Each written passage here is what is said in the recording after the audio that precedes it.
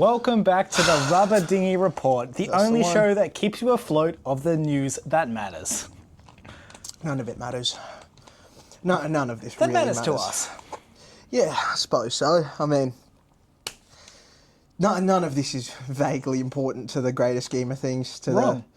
Well, fair enough. Yeah. Well, if you're here, Welcome. welcome. Congratulations, you've got nothing better to do. Prepare to be splashed and frolic through the Rubber Dinghy Report. Yeah, so I hope this is background noise for you, because if you got all attention on this, commiserations, I suppose. Like, it shouldn't be. No, congratulations are in order. Yeah, that's how you want to put it. But Why didn't you join me? I don't think it's worthy of a round of applause, in all honesty. This is... should we shoot for having, like, the worst podcast on the internet?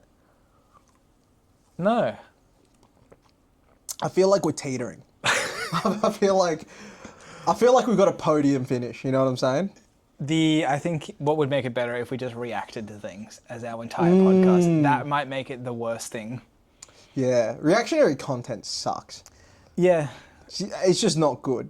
because you're either adding not much to it Or nothing. or not all. Yeah. You're just present in the video. Yeah, I do like those ones. Well, I don't. I despise them with all of my soul. But you know, like the videos you'll see where it's just a reel and you're watching it to see what's on the screen. But you can see some guy's face cam doing absolutely nothing in the corner. And you're like... And you know what's even better with those? What? A lot of them are just pre-recorded faces. Yeah, 100%. And they just slap it on there. Yeah. Although I don't know what's worse. Those ones, or have you ever come across the short form videos where it's a guy yapping over the entire thing, adding zero content to it? It's like, oh my God, they're doing this now, and then they're doing this, and then Yeah. they did... Which is worse? I think morally, Yeah. the first one is worse. For my Is engagement, it? Yeah. I'd much prefer the first one. Yeah. Because at least I feel can like- ignore the dude in the corner. I feel like almost morally the second one's worse. At least the Because- second one's making an attempt. It's not a no, good but attempt. they're not. They're just narrating what's on the screen. I think it's an attempt from their perspective a lot of the time. Is it? I'm giving alarming. the benefit of the doubt. That's alarming. I don't believe so. I almost like the first one more because they know what we want to see. It's Yeah. whatever the real is, and they don't get in the way of it. You know. That's what I'm saying. For us, I think it's better for the first one. I mean, sometimes I find it funny where it's just some Indian dude in a slum somewhere, and he's just there, just like the lower half of the screen, just looking at the camera, and like the upper half is something they actually wanted to watch. Yeah. And he's not even reacting, not even doing anything. It's it's like back in the day, YouTube, like I want to say mid 2010s, when reaction channels were starting to pop off. You get like these guys like out in the hood in America somewhere that would react to like 14 videos a day. Yeah. And they would do like the half narration thing. And it'd just be a combination of that's crazy or like, whoa, or like, that's so cool. And then Yeah. and they'd be like, How talking long are about these videos? like 10 minutes, because obviously ad So rolls. it's proper Yeah. videos. It's not just like but shorts. it'll be on a topic where you want to see the video. Like And when- they're just They're interrupting. just there. And the only reason they get views, I'm sure, is because people wanted to see whatever was on there. Because they added nothing.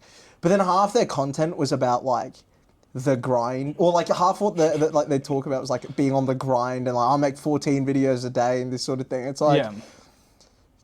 Yeah, but I've seen your 14 videos. like, no, but it's just turn camera on, watch a video for 10 minutes. No, Whoa. like no pauses, no nothing. It plays the full video in its entirety. Yeah. But then they'd just be there in the corner and they'd make bank out of it. Like make so much money. Yeah. And then you go to their socials or something and it's just them in like just gaudy designer wear and Lamborghinis going like it's about that grind and that hard work. And it's like, you've added nothing to society at all. You know, No. like nothing has been added whatsoever. Yeah. I mean, yeah. How much are we adding to society with this video?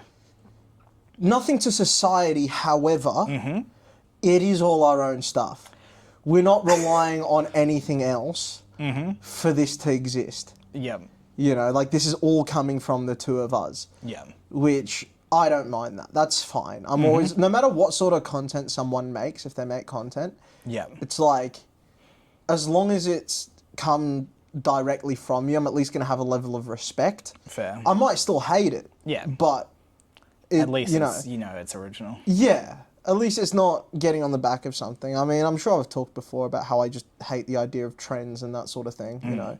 Like people who follow trends on YouTube and all that sort of stuff. It's just does I mean, my we head made in. our attempt in the early days of our social media to try and do some trend stuff.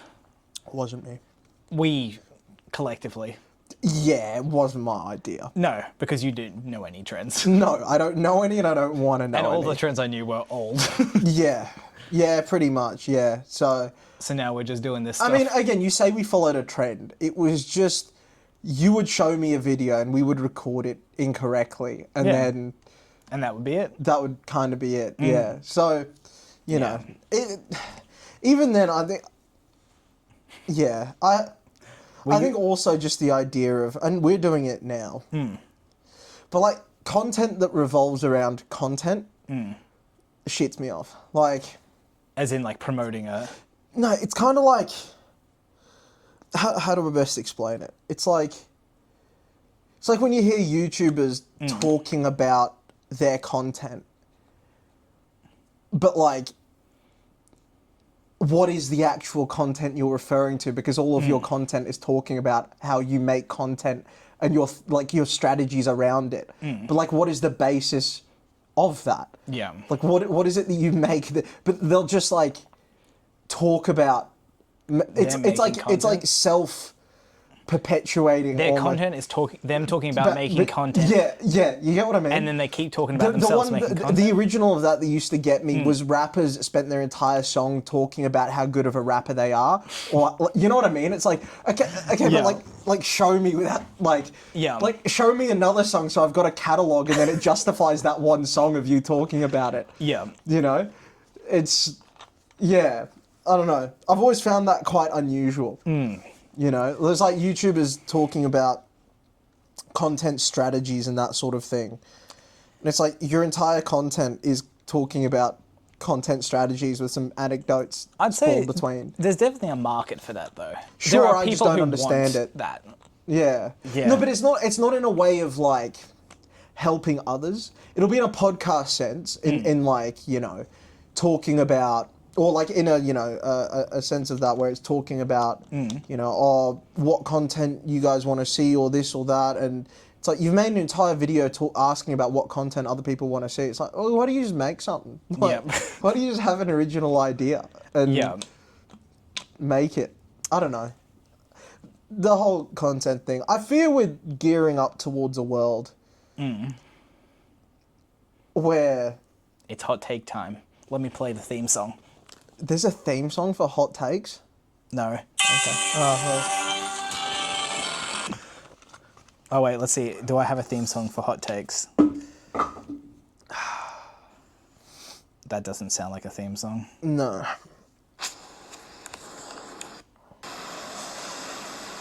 I think that's just dead air. Oh, nice. I think the moment. I didn't realize your voice was over the top of that. Yeah, that's incredible. I feel like we're almost gearing up, unfortunately, to a world where the basis of the economy is people trying to provide content for everyone else, where everyone's going to be chasing this idea of, and we're no different, of making content, I suppose, especially in a short form. It's like everyone is trying to go viral, or not even viral, like... It's just trying to build an audience, realistically. But it's like so many jobs are going to become redundant in a sense, where like everyone's gonna... How do I phrase it? It's like... I don't know, you're doing a shit job right now, man. No, because it's a thing I've thought about, but to intellectualize it is a whole other thing. Making short-form content is going to be like a job that everyone chases in some manner or another. Like it already is. Yeah, but that's what I'm saying is I think it's only going to get worse. Okay. Where everyone's going to be trying something to make short-form content. And it might genuinely get to the stage where we're in a pretty financially precarious position in the world. I genuinely foresee a world where everyone's got a base level of income and all that anyone can provide to the world is making short form content. Because beyond like trades and building things, AI is just going to take so much. Yeah. And even, to be fair, this sort of stuff, it's basically who can farm the most AI slop, throw it out into the universe, hope it ends up on someone's feed, enters the algorithm, starts farming, and basically everyone's going to be doing that. And it just becomes like a never-ending cycle of just slop. What's the theory that it's like the dead internet theory? I fully believe that. Yeah. Yeah, I fully buy into the dead internet theory. I don't think Do you want to explain what that is, just in Just case? the majority of the internet is just AI bots being trained. There's no actual people It's on the other content end not of it. created by other people, yeah. Yeah, it's like, it's beyond, like, you look at a comment section. I don't know about you, but I've never met someone that has taken the time to comment on a public thing unless it's something small scale with a small audience where someone's like, I've never ever felt the need to go to a comment section with 1,500 comments and drop my own. Like, if it's a small page where I know the owner or something like that, I might drop a bit of support or something, right? I mean, the most I'm going to do is see a funny comment and like it. That's about Right? it. Yeah. But you see posts with like 1,500 comments and half of them are just like emojis and that sort of thing. Yeah. And it just, I don't understand it, and I just refuse to believe the majority of people in the world do that. Well, there was, I mean, some big shocker if you didn't listen to the week before's Podcast. It wasn't last week, it was the week before. Yeah, the last Yeah, podcast yeah. then. I got engaged, wow. Yeah, yeah. And we put out some engagement photos. Yeah. Everyone just goes, and it's like, it's obligatory to say congrats. Yeah, of course. The one that I actually liked, I only liked one comment. Yeah. And it was Stimp. What did he say? Rock boy or something like that. Hold on. He's allowed to comment, but I'm not. You're allowed to comment. No, Viv said she was going to delete my comment and like I know. get mad at me if I commented. Yeah, but Stimp didn't ask for permission. Oh. You shouldn't have asked. You should have just done it. No, but I didn't want would've to liked your comment. I didn't want to be disrespectful, but I just thought It's the only comment liked by me. yeah, and there's that's all fair. of these congratulatory hearts and stuff, but they don't mean anything. No, that's true. But again, like I get commenting on that. I get yeah. it. Like I've seen some people get married or whatever it might be. I usually prefer to send them like a DM Yeah. or something, right? Like I just shoot them a Yeah. message, send them the post, be like, congratulations. But I don't. It's the public pages. You got to like I don't know, like a fucking. I also think we do have a bit of an element of we don't need to be seen publicly for a lot of our like opinions and such. No, but even lot of people even just- if we do. But I'm It's saying our I think thing, there's yeah. a certain group of people who just want everyone to know that this is what they think. But it's like, how much time do people spend on socials to end up in a position where you're going through and like commenting on pages Well, I and mean, stuff? even if you like think of Discord communities and Yeah. stuff, it's pretty similar. It's But just at live least that's like, chatting, right? at least I feel like there's a personal level to Discord where you can sort of develop familiarity with other people that are in there, and you know, I think it's a similar talking- idea, though. People believe they get from that. yeah, maybe. I don't Level of understand it. delusion or Like, whatever it is, yeah. I mean, I'm done with socials. I think I'm going to delete my Instagram and just keep the Yeah, our yeah. project one.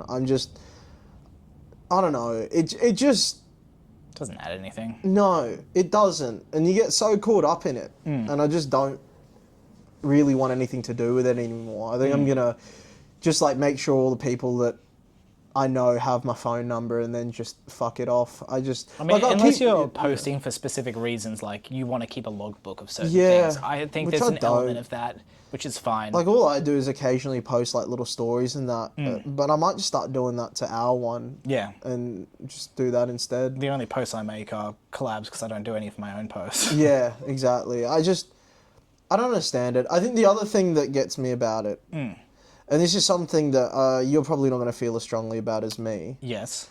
but how prevalent, especially since the word became a thing, the idea of rage bait, I hate it. In what way?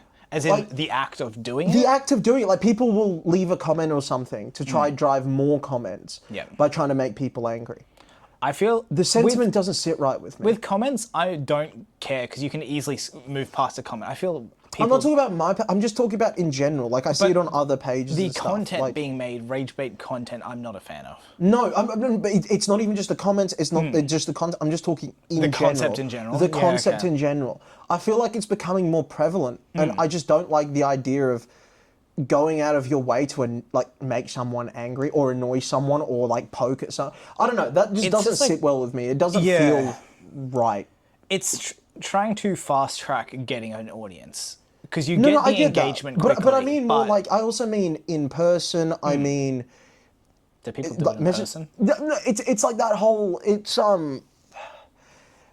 I feel like it is more prevalent now, where people do things just to garner a reaction out of you that's annoyed or slightly dissed because it's funny or whatever. But I guess I'm just Fuck, you've described me to a T. no, but yours is more. I don't know. I wouldn't say it's rage baity. I'm not trying to make you angry. But I feel like since it's become a term. It's become more. Yeah, like again on socials, you'll get entire pages dedicated to it and that sort of thing, like pages that'll drop disingenuous takes for the sake of farming comments of people that are gonna get annoyed at it. Yeah. I really don't like it. It really doesn't sit well with me. It doesn't, but it works, which is why people do it. No, I get it. Yeah. I get that it works. I think for me personally, I could never stoop to it because it's a level like of it. integrity that you've got to have to. Some people just don't have that level. No, like it's okay to put forward an opinion that people aren't going to agree with. That's fine. Yeah. It's when you know that they're just trying to farm stuff and whatever. It's not a legitimate opinion or anything. No, it's no, specifically it's not. done. Yes. It's calculated to be this rage bait, yeah. Exactly. And I don't like it. And it's the same way, you'll see in comment section, the top comment is always something with like 453 replies where someone's dropped something just trying to bait people.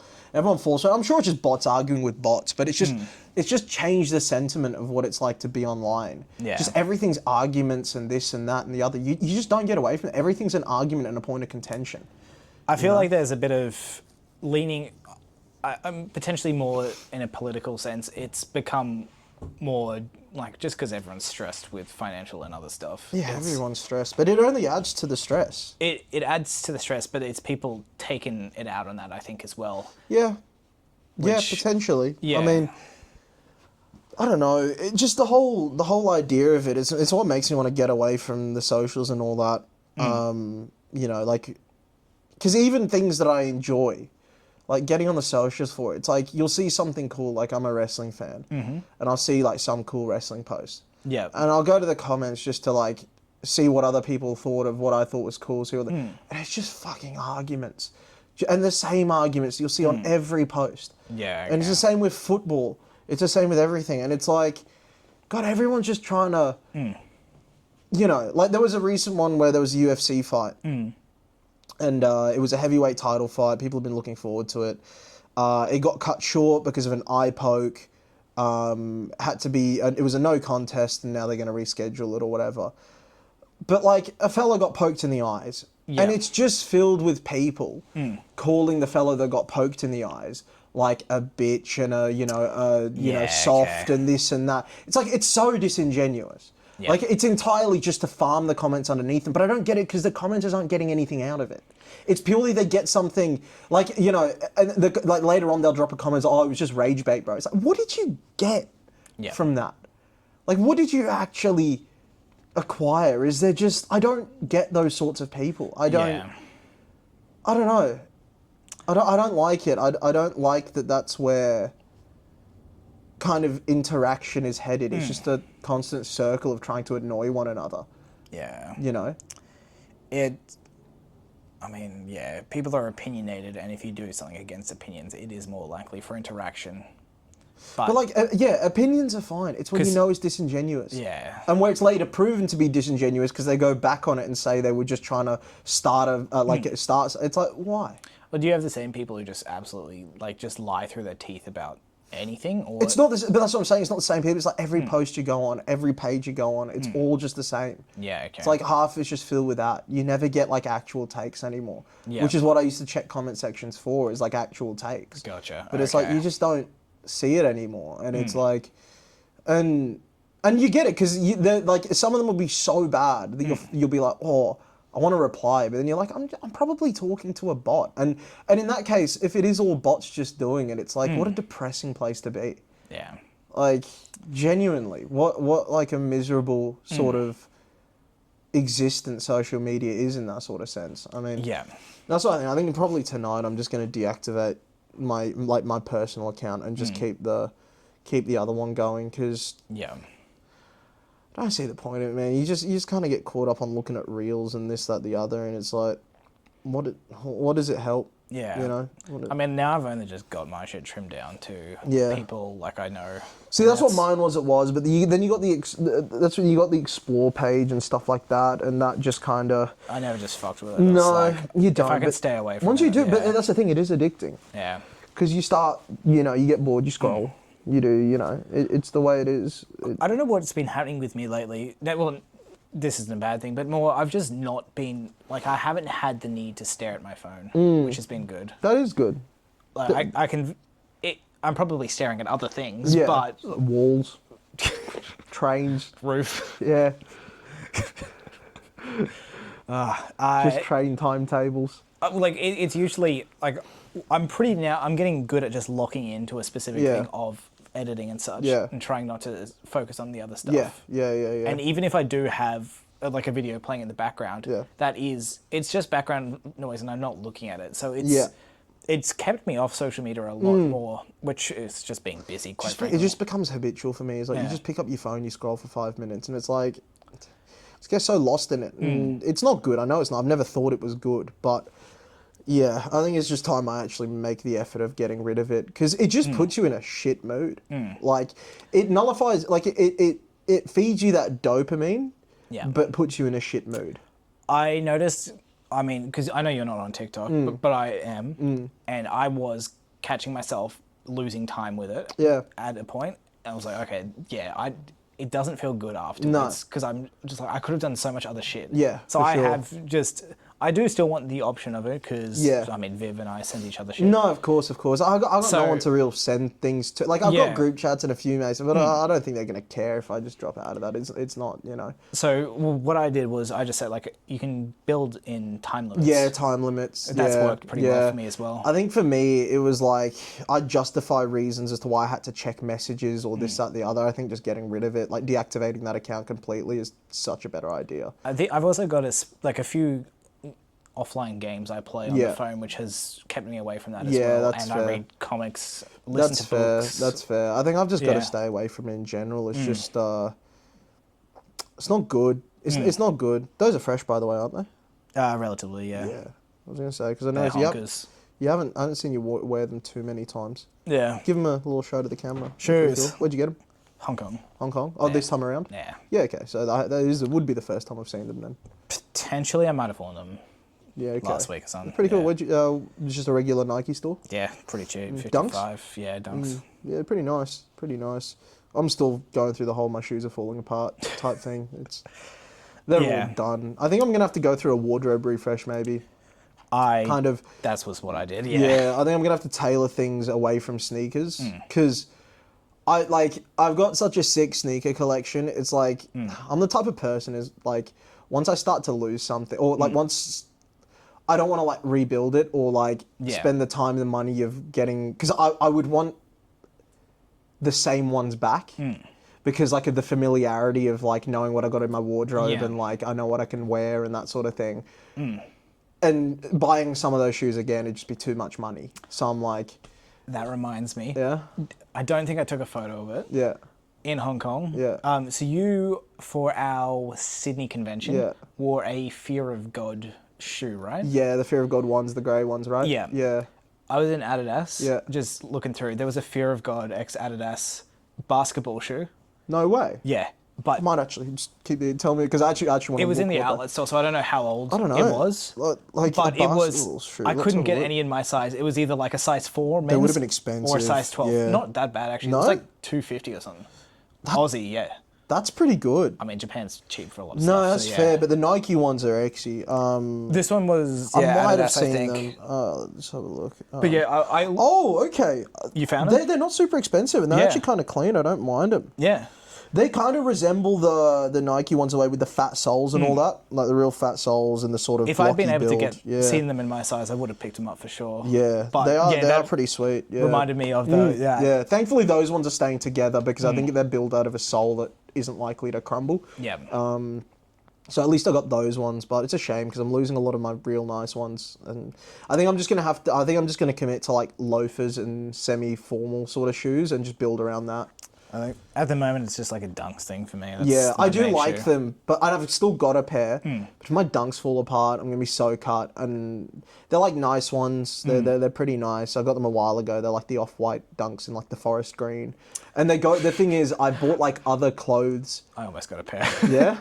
Secondhand, yeah. Yeah, the color, like I've intentionally bought other green things that's the same shade of green to go with them. Okay. So it's like once I lose those, it's like, well, then those things kind of become a bit, whatever. So I don't know what I'm gonna do. I might just end up getting rid of a bunch of my clothes and just kind of committing to not wearing sneakers ever.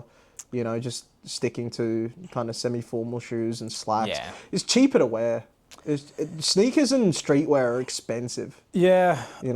It's a rabbit hole if you get down it. It like really you did. is. It really is. I think I'm gonna stick to like the more formally ones or whatever. But I mean, like the reason I'm keen with Dunks at the moment because I can wear them for work and they're semi-formal enough that I can get away with it. That is true. Yeah. They're good shoes. Dunks are nice shoes. I kind of wish I got more pairs of them, but I might be done with sneakers and that. They're just all falling apart. I'll have to see. I mean, we got to figure out what we're gonna wear for this weekend as well. True. I'm thinking we go something like along those lines, like I wore with G to Sydney, where it's like semi-formally, like just smart stuff or whatever, like polos or chinos or. Like I don't have a huge amount of that. No, but like I think just like nice clean pants. Like you've got like slacks and that sort of thing, right? Not really. Or like chinos or anything. I've got basically just cargos at the moment. Okay. Yeah. Well, I mean those you could do one day. Yeah. I'm simple thinking jean. we go something like those, just plain white tee and then just some half decent shoes and that. Yeah. Just something along those lines. Just real clean, real simple, and real sort of thing. I'll wear like just sort of baggy slacks and that sort of thing. But we'll figure that out. But yeah, Supernova weekend. Brisbane won 3 days. Mm-hmm. Oh boy. I mean, this will come out post first day, won't it? On the first day. It'll come out on the first day, yeah. Friday. So yes. So yeah, if you're saying this... we are dead. Yeah. I'm already dead. I mean, potentially good news. We've got a couple of people coming along, which is nice. Hopefully. As of this video release, I've learned just not to rely on people. Oh, I'm not expecting them to do a huge amount. No, it's not even to, like, I'm half expecting a last minute, I got called into work or I got this or that. So it's... Yeah. I mean, I know for sure. My grandma, who read the first book, is going to come and visit us. Nice. My dad might come. I'm not sure. I think my mum's away on Sunday. She might come Friday, Saturday, or something like that. I'm not sure. We might get a visitor or two, but unfortunately, my parents abandoned me, so they we won't did. be seeing them. They did. They're in a happier place. Wait, no, that makes it sound like they're alive. They're alive. So in the previous episode, I talked about how just out of nowhere, Dad tells me like last week or whatever it was that he was doing autism testing. Yeah. I got a call on like this Friday. Yeah. It was like, hey, how you doing? What are you going for as Halloween? I dropped the, I'm just going with the white sheet, classic ghost. And he's like, with googly eyes and stuff. I'm like, of course, yeah. And then he goes, I'm just going to go as a priest.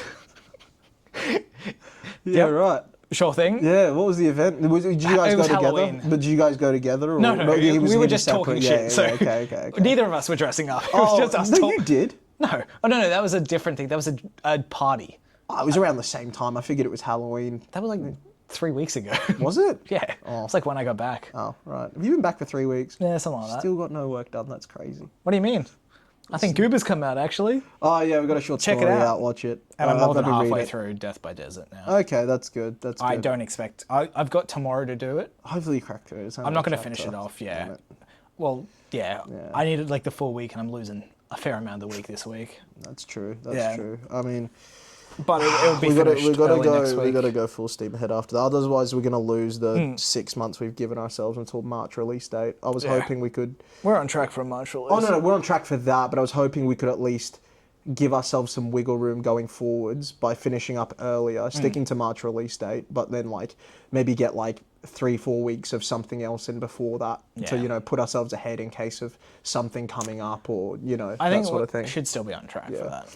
Hopefully, I mean, I'm currently working with a crippled setup. That's let's what say. I'm saying. It's been slow because of that as well. I think around that time, Black Friday or Boxing Day, I'm going to try to get myself a new computer as well. I'm definitely Black Fridaying it. Yeah. Yeah, computer and laptop. I need a I'm setup. just going to laptop. The problem is with a laptop for me is I need bigger screens to work on. That's why you just connect it to monitors. That is true. But I've got 2 monitors that are going to go next to it.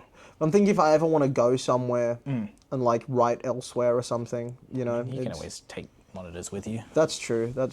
I think I saw something that was like a collapsible monitor. That would be so sick. I mean, even if you just worked on connect to a projector, you could put it up on anything big screen. That's true. Yeah. That is true. Because I'm sure I've you got could just HDMI or Bluetooth to that. Laptop keyboards especially are too small for me. I yeah. can still use them, but I need the I've got big hands in that as well.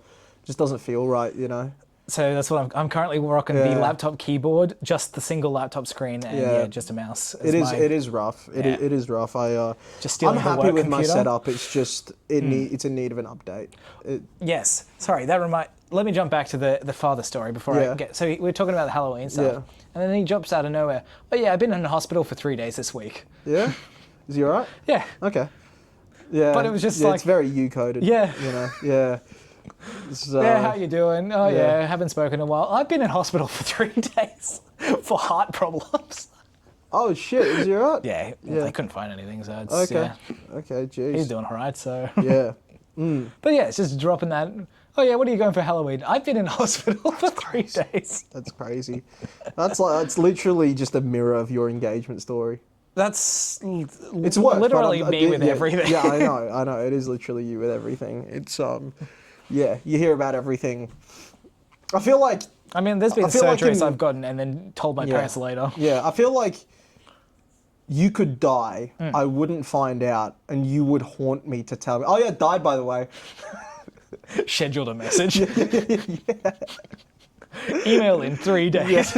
Yeah, you take the time to write it out, and then not send straight at schedule for a week from now. Or I've permanently setting up a 3-day ahead email. So if I do die, it sends to you.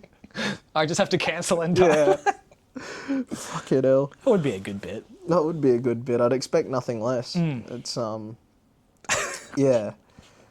Yeah. I think going back to that thing, what we were talking about earlier. The rage bait stuff? Or? Yeah, but before that, do you think we're headed to a point, especially with AI and all that, where we're just getting into an, not even era of slop, but a permanence of just AI created slop, just basically farms. It's just, instead of farming food, we're just farming shit content that appeals to watch time for people whose brains aren't fully functioning, and it just creates just a cyclical sort of just farming, just slop that You've sent me a couple recently where it's AI has started to generate content specifically to be AI generated content on a certain number of apps and stuff. Yeah. And I know I've noticed it pop up. You definitely sent me one, I think, today. Yeah, I might have done. Yeah. You can usually tell because there's a tag at least in a bunch of course. Of the corners. But it's already affecting literacy rates and all of that sort of stuff. Yeah. It's only going to get worse when it becomes more prevalent. Yeah. It's still not great. But it's quality at the moment. It's funny. Everyone was talking about 5-10 years ago. Become a computer coder, study IT, study computer science. Yeah. All redundant now. To an extent, yeah. But it's only going to become more redundant when the quality of the AI gets better. It's already pretty high. I know a guy that beta tests stuff. Yeah. It's frightening what it can do. There is definitely something it's literally it can do, but you just give a verbal command and it'll code an entire video game for you. It's cooked. But speaking of the stuff that's available to the public, oh yeah, no, of course. But that stuff isn't. Think about how quickly it's gone. How quickly. I genuinely think like imagine 10 years from now if it keeps accelerating at this rate. Yeah. It's frightening. And it kind of becomes this thing where so many people's jobs are going to become so redundant that where do you sit? It's like everyone's just going to be trying to use this to create. It's such a. I can't it's going to be think the of same a- thing as what happened when like internet popped up and stuff. It's just happening in our lifetime compared No, to. no. But I think the difference is internet still needed human creation and human input. And like, how'd you put it? It's like, the first step I do think was online shopping. Yeah. Like there's something, you don't really clock it anymore because everyone's so used to it, but there's something dystopian about it.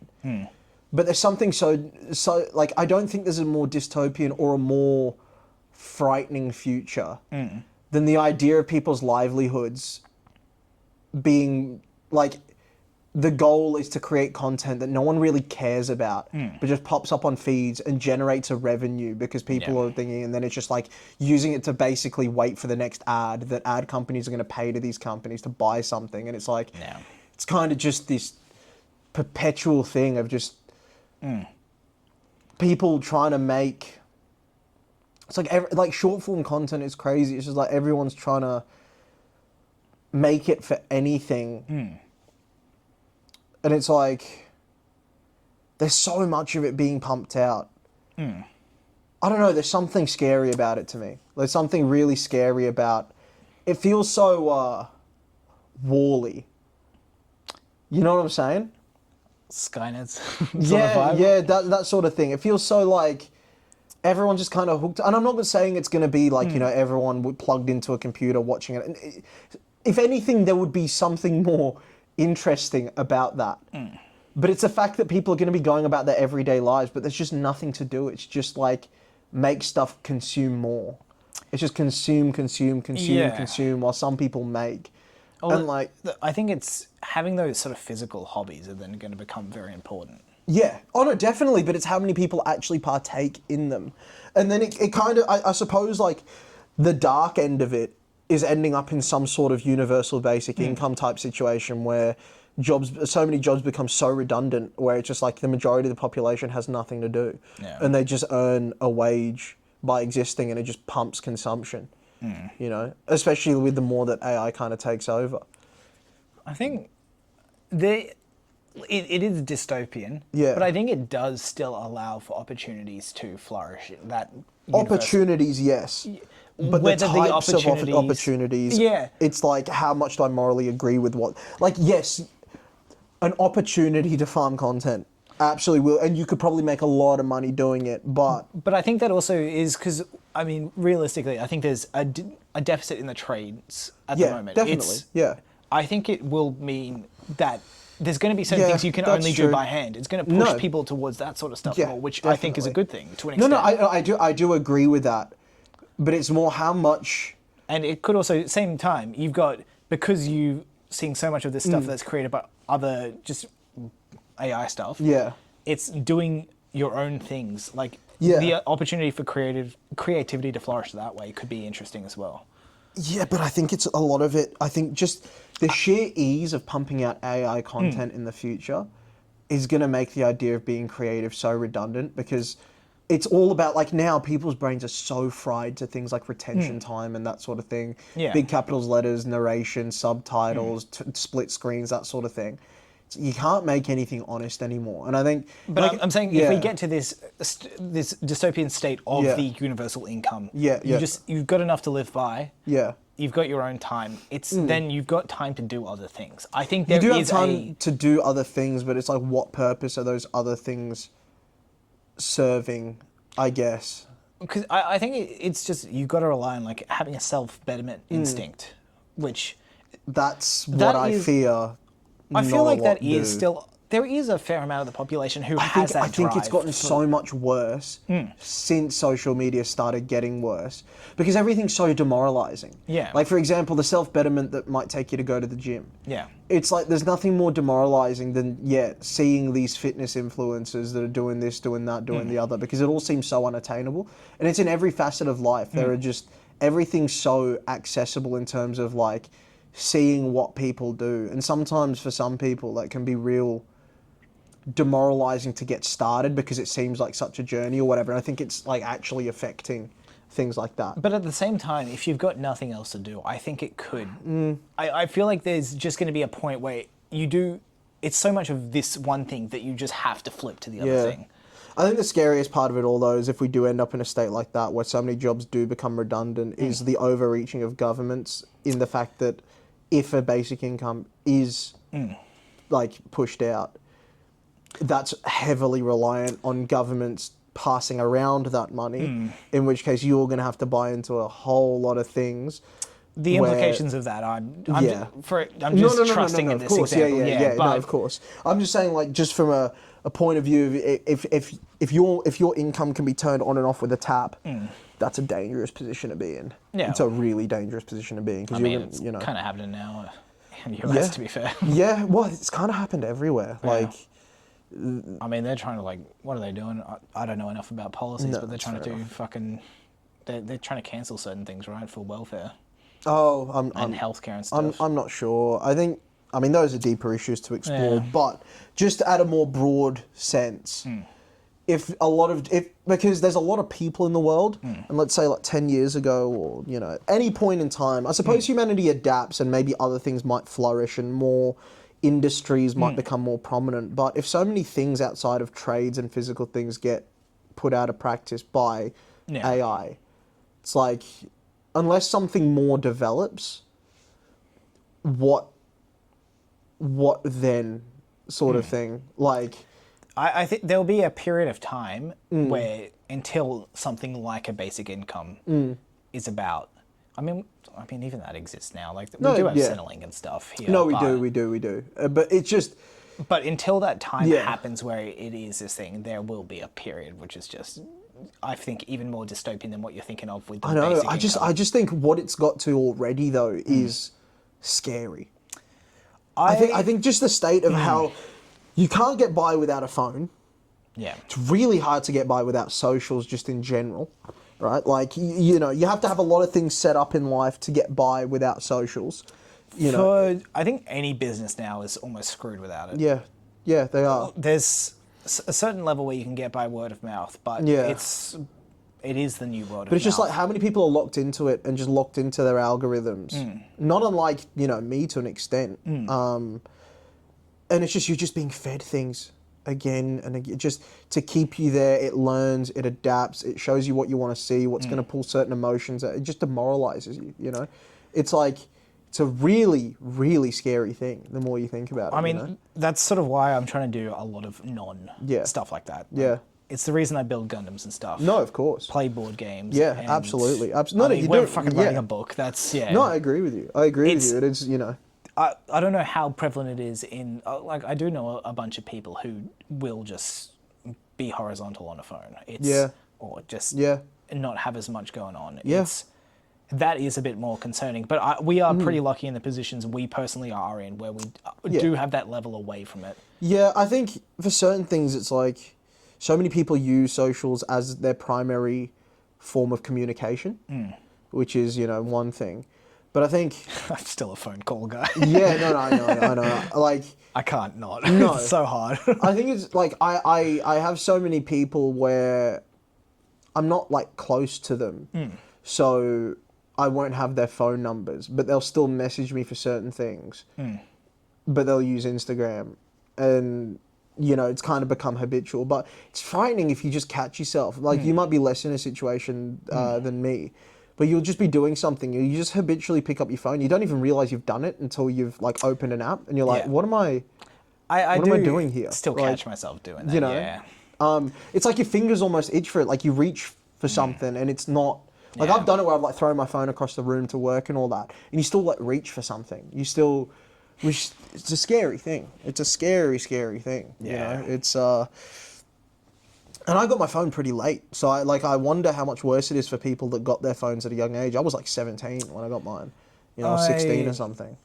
I think I probably would have been like 15, but then I had that's like still a pretty basic late though. Nokia until... Yeah, but that's still pretty late. But I knew people that had phones at like 9, 10 years old, and like iPhones at like 12, like that's... Oh, it is. Like, I know it's sort of meme to an extent now, but Yeah. just the iPad kid Oh, generation it's bad. It's fucking really, bad. really bad. It's really bad. It's You see it often too, where just a parent hands a kid an iPad or a phone or something where it's like, okay, just I don't know have to how deal you with as it. a parent. Oh, fuck, I do didn't even that. realise you're wearing a Fear of God shirt. I only just clocked that, sorry. Fuck that, I didn't even clock that when I brought it up. Yeah. Oh my goodness. Yeah, I just don't understand how you as a parent can give your kid a device. Like, I get it's easy, but where's the duty to your kid and their upbringing? That probably does lean into what you're saying of people will just be on their phone and stuff because it's easier. It is. It is easier. I think we are willing to like take a harder route to try not to do that sort of stuff. Yeah. I definitely need to step more into like putting my phone away and that sort of thing. It consumes you, you know? Yeah. Like your screen time just adds up over the day and you don't even realise it'll be like an hour, 2 hours, something like that. And you didn't even think you were on your phone. It's just... I mean, the luxury of having the office job for me is like there's nothing stopping you being on your phone really, but it's frowned upon to an extent. So it does stop you. Of course. Like all I do is just change a song Yeah. or something like that, or if I need to reply to a message, that's Yeah. about it. Yeah. It does keep me away from it for those 8 hours, which That's does true. help. That's true. Which obviously, like your situation where you're doing your own work, it's much more easy to access. It is, especially when I'm like writing or like when I'm writing, I'm really in the zone. I Yep. don't even think about it. But Yep. like right now, I'm going through a massive planning phase. Yep. Where like so for context, Check out Becoming Authors. Yeah, so there's that stuff. Yeah. But in the series that we've currently got 2 novels out, Revolt. Yep. And one short story. Yeah, one short story. Well, kind of. It's that's technically Revolt under adjacent. that's under excerpt, but it is Revolt Directly content. tied to Revolt. Yeah. So with that, we had the whole story planned out in an essence. We know character arcs, we know that sort of thing. But what I'm Yeah. taking the time to do right now is plan out every single one of the 21 books, chapter by chapter. That's what I'm going through and doing at the moment. Yeah. I'm currently up to book 8. I'm currently doing Arc 3, book 2. Yeah, that's what I'm currently doing. Just kind of getting it all literally chapter by chapter, every single thing that's going to be in it. Yep. So that I think there's To stop you riffing a bit, to an extent. to an extent to keep me, but it's also to put tethers on those riffs. Yeah. Which might have drifted things too far apart later on. Yeah. Catching them before they get too wild and I end up having to make something up. Yeah. You know, on the way. Keeping all of the main events while they're fresh Exactly. in a line. Yeah. Exactly. Like having a direct through line of where I want things to go. And then at least with those riffs, I can be like, all right, no, that chapter later on in like 4 books from now says that I cannot do that. Yeah. You know, or I'll be like, I need to change that chapter 4 books from now because I'm now doing this. You know, it's... If I had the infinite time to work on this series, Yeah. fuck, I'd love to set up one of those like flow maps sort Yeah. of things. Yeah, Just definitely. having It a would be cool. database, connecting this up to this thing. Oh, It would be really I cool. could just autistically do that forever. Definitely, but it's, definitely. Yeah. I mean, there's an infinite amount of work that can be done on this project. I mean, it's every hour, prioritizing what is. Yeah. Every waking hour of the day that I'm not working on cars, I am working on the project. Like every single hour. So like, there isn't, and even then, I'm like, I need more time to do more things and you know whatever. But yeah, right now during this planning phase, I just feel so like reach from. I don't need my phone. Like I don't need it. Just put it the fuck back down. You know. It's, Are you finding the focus harder when you're doing the planning rather than writing? Yeah, way harder. Yeah. Because when it's writing, I envision a scene in my head, I let it play out, and because I got quick fingers, I literally type it as though I'm watching a movie, and it's real easy. Like it's just I see the image, like the vision in my head of how this scene's going to play out, and it just goes on paper. Yeah. But with the planning, it's a lot more like I might have to stop and think for like 5 minutes. And that's where my brain will drift off onto other things, have to pull it back and, you know, like go back and forth and that sort of thing. Because with ideas, it's like you can't... I feel like you can force them to an extent, but not wholeheartedly, otherwise you get shit ideas. Yeah. You've kind of got to jump back and forth, focus on one person's story, then jump back to another person's story, and then kind of go between them. Yeah. But I'm not seeing the scenes in my head. I'm creating them so later I can see them. Yeah. You know, that's kind of the difference.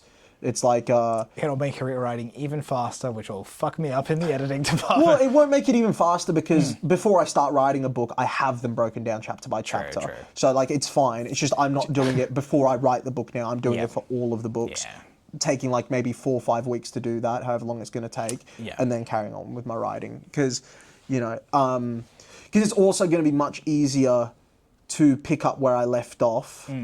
Having everything already in chapter form, rather than trying to plan a new book and looking at kind of future notes that aren't broken down like that. It makes it much harder to break it down. Fair. Like, because I've got it all color coded as well. Yeah. It's like I can skip between the color codes and just look for, all right, this character's done this, then this, then this, then this, and now I need him to do this, then this, then this, then this, and then I can kind of just focus on their things rather than just like notes of everything I want to happen and the different character arcs. But like the problem is with the notes is they'll be broken down like, like they'll be like, you know, this event takes place, which is going to be 2 chapters.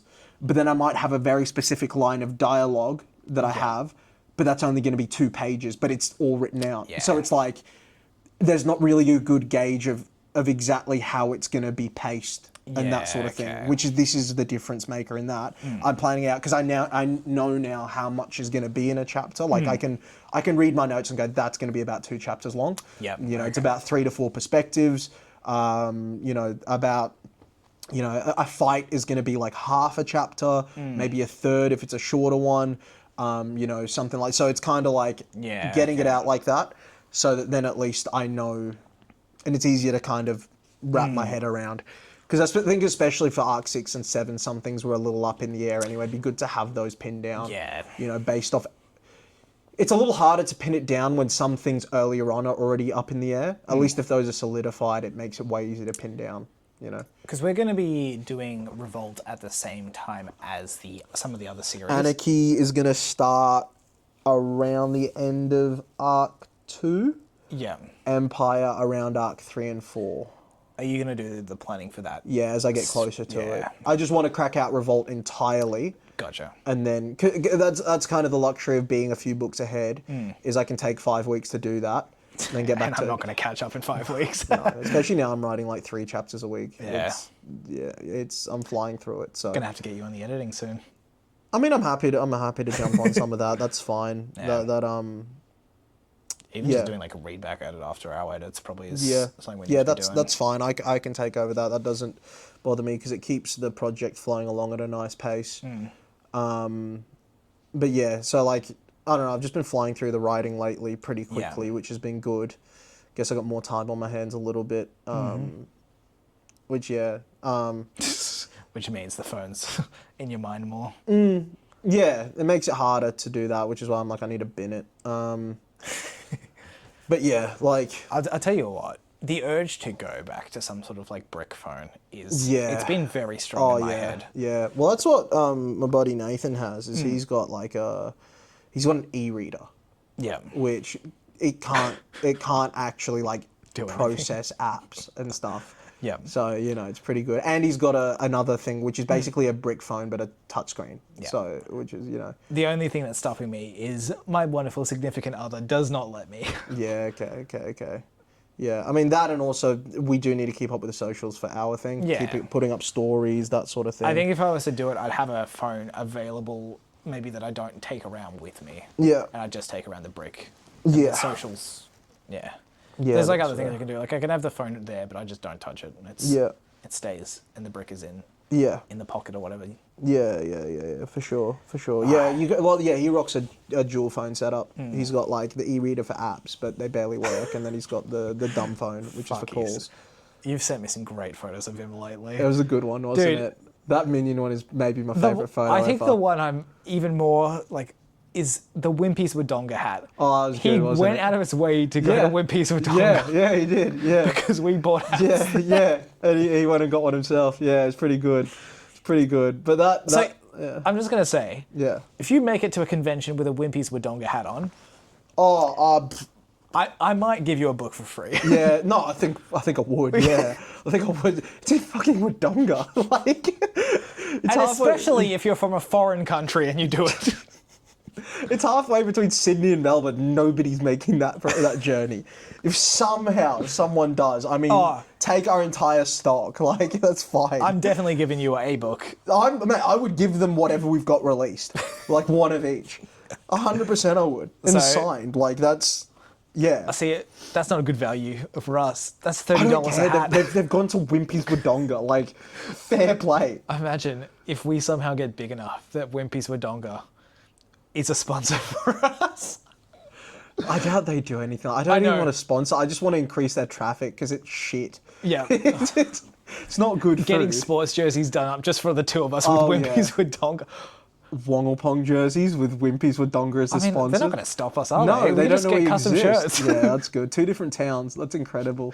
The outline of Wodonga, not Wodonga, Wongapong Yeah. on one side, Yeah. the Wimpy's Wodonga logo on the other. Oh yeah, that would be epic. I don't know, like Pringles Man or something, just big, Magazem. Yeah, I don't know. Something unrecognizable. Yeah, that'd be good. That'd be good. But yeah, Wimpy's Wodonga. But yeah, getting rid of the phone. But yeah, planning. I'm getting through it all. It's kind of good to do. I like, because there's so many things to plan out chapter by chapter if I wanted to. Like, I could do Revolt, but then there's all like, I mean, during that, there's going to be these 2 short stories. Yeah. Short stories I can kind of just do on the fly. It's 1 chapter. Yeah. Like, I just do that on the fly. I just have a concept and write it out. Are you going to do any longer short stories, like 3-4 chapters? Nah, They're I all don't going to think be so. like 30 pages. Yeah, sort of thing. something like that, and then excerpts, which is going to be a novel. Yeah. Sorry, Chronicle, which is going to be a Chronicle, novel. We've got like another 2 of those to come during the first 3 arcs of thingy. We've got what have we got? Oh, no, I know the next one we've got is Purgatory, which is going to be coming out arc 2. I want to say we've got another short story, Unsanctioned, which is going to be coming out arc 2, and then we're also going to be starting with Anarchy after that. So yeah, there's going to be. Does our chronology on whatever it's called, the timeline? Yeah. Have we put where the stuff that's released is on there and All with dates? Everything is Already on there. put on with dates? Not dates. Because I was just thinking dates yeah. for the stuff that has been, like the short stories and stuff. So As it's in easier when to they see. take place. Yeah, I've just got what time period they're sat in at the moment. Because the problem is, it's like, what date does Revolt take place? It takes place over like 2 years. More specifically, I was thinking, like, we got the prologue and this second short story, Death by Desert, that will be coming out somewhat soon, and that's 5 years after. Before the series and then 10 years before the series. The prologue's an interesting one because I don't like the way it looks on the store, but you got to have it there. But I don't like the way it looks on the store. I mean, you have art for it, right? We have an action scene. You could just use that. It's hard to use that as a cover because of the dimensions. Fucking zoom it in. I mean, I guess, but it wouldn't. I mean, you know me, how I am with thematics. I need it to look the exact same thing. We're getting the cover for Death by Desert tomorrow, by the way. Sweet. Yeah. We just played futsal as the context for what I'm about to say. Yeah. Do you remember in the first half? Yeah. I somehow made a run most of the field, and then I got tackled. Yeah. The dude who tackled me, as he got the ball, he's like, "Oh, you all are spastics." Yeah. No. He was talking to his own team. No. They were shit talking each other. Heaps. Were they? Heaps. Like they were blaming each other. I think I heard something like that, and then one of the other guys retorted. He was like, "No, you lost your man." Or they were talking to each other for sure. Yeah, for sure. Because I shouldn't have made it that far. No. But it was like they were just berating each other a whole bunch during that first half. Yeah. They mustn't be a fun team to play in. No, it's just boys. Like I feel like if you had a team of like me, Parker, Albie, Zorro, it would very much get like that. Like it definitely would. Yeah, but I don't think any of you take it seriously enough. I think no, but they we would still yell at each other. I mean, yeah, yeah, we don't now. No, we don't now because we've got too many nice fellas on the team, like you and Longy and that sort of thing. So, you know, but yeah, it was. Yeah. But yeah, conventions this weekend. Yeah. So first 3-dayer. Genuinely, just not keen. I'm pretty sure I've got like a thing on Saturday night too. Well, that sort of thing. Like, Going to watch the football at the pub. yeah. So you'll be tired the next day. That's all right. At least it's a later start, which is... Yeah. It's not about the late finish. I'll deal with that, but it's just going to be so draining. I'm pretty keen to walk in and home every day, to be honest. See, I'm not. I enjoy them more when I can go back to a foreign place. Or specifically the walk. Oh, yeah, because you can walk back to yours, Yeah, can't because you? it's like a 20, 30-minute walk. That's pretty good. Which, I've been enjoying just doing walks for things, which has been good. That is fair. Which was very good when we didn't do a podcast since then. Yeah. Last week, we had the hottest day of the year, I believe, so far. Yeah, it was hot. My car recorded 42 degrees, but I think it was around warm. 37, 38, and it was a dry wind heat. Yeah. I locked myself out of the apartment. So... You were meant to come over for planning. Yeah, we were gonna do a planning session. There was a futsal game, but I had a dentist appointment, so I couldn't make the futsal game. But I was gonna come over with you and G afterwards. Yeah. So I was walking to my dentist appointment because it's like a 5-10 minute walk there, and I'd realised I'd forgotten my keys. I'd realised as soon as I got out of the house. Yeah, I know. You texted me. Yeah. But because I knew I couldn't get in my car because my car keys are attached to my house keys, which I'd left inside. Yeah. So I was originally going to drive to the dentist because I was just going to drive to yours afterwards. Yeah. But no, I noticed I didn't have keys, so I had to walk the long way out and then to the dentist. Yep. And I'd sent you a message, and G a message being like, okay, yeah, boys, I fucked up. I've done goofed. Yep, you did done goof. Yeah, so it was, 37 degrees, and I didn't have keys, and Viv didn't finish work until like 9 p.m. Yeah, please tell me you didn't just like sit on the doorstep. No. Fortunately, Okay. I wasn't going to do that. Okay, good. I had a phone, but I didn't want to just sit there on the phone. No. So I made the walk from Kelm Grove to West End, which is like a 30 minute... it was a 45-minute walk exactly. Wow, that's hot. In the 37-degree heat, and I wasn't wearing clothes that was like meant for like... Yeah. It was fairly casual clothing, but it wasn't like running gear or anything like that. No. It wasn't... I had sneakers on, unfortunately, just like regular sneakers, so that was good. But yeah. Heavy shirt, decent pants. Yeah. or shorts. That was hot. And walked the 45 minutes and then got in her car, drove home, and then went and picked her up afterwards. Oh, okay. So you went to hers, got a car. Okay, that's smarter. I figured you were just going to find somewhere with aircon and hang out there. No, I went to her, got the keys, and then, got back inside for like an hour and then to go pick her up. Yeah, fair enough. I mean, it was stinking hot that day. Although I found today worse because of the humidity. Yeah, it was very humid today. It was. Yeah, we actually played really well in the heat last week as well. We had a real good game. Today was rougher, but they were just really good. They were a Div 1 team. It was bound to happen. Yeah, definitely. I mean, I think we were lucky to get as many as we did. You got some cracking goals. Yeah, I scored a hat-trick and put us up 3-1. Yeah. And then you scored the fourth in the second half, but... Keeper run. Yeah, it was a keeper run, wasn't it? I just ran it. Yeah. I didn't realise that there was so little... Did you play the ball to me, though, in between that? I run most of the field, played the ball to you. You'd taken a shot, which had bounced off the back wall. Yeah. I hit the back wall, and then shot again. Yeah. But what I didn't realise, it was how close to the end of the game it was. Yeah, that's why I thought you were rushing. No, you I had zero idea. I was just going. Yeah, fair. I saw a gap. Yeah. I've been trying to make passes to people while trying to draw them in, because I was able to get a few passes around them if I went quick enough. Yeah. But, I was like, I'll send it. I've been passing it. Yeah, fair enough. Somehow worked. Yeah, fair. But yeah. Yeah, I mean, I think after this, I said this last time, I'm like, after these conventions, I need a break. Yeah. I still haven't. I said it after Brisbane, Sydney, back to back. Did you not take any time while we were gone? Oh, no. Not a single day. Do you have any availability now with the car business to take some time off? Yeah, I just can't. Not with cars, or? No, I just can't bring myself to. I think you gotta. I know, but I can't bring myself to. Like, are you doing anything over Christmas with your family and such? Or? I'm going home for Christmas Day. Is that it? Spend some more time there. Yeah, like I'll do Christmas Eve, stay there Christmas Day, but like... Fucking make it to New Year's, why not? I can't. I can't stay away from work for that long. I can't do it. You gotta force yourself to, man. Huh? You gotta force yourself. But I can't, because if I stay away from work for too long, I just get bored and miserable and itchy. I'm like, I've got to do something. I've got to work on the Go project. and do I have things. to. No, but like, I've got to. It doesn't matter what I'm doing. Like, I could be rock climbing or playing. It doesn't matter. It's like I've got to be back here now.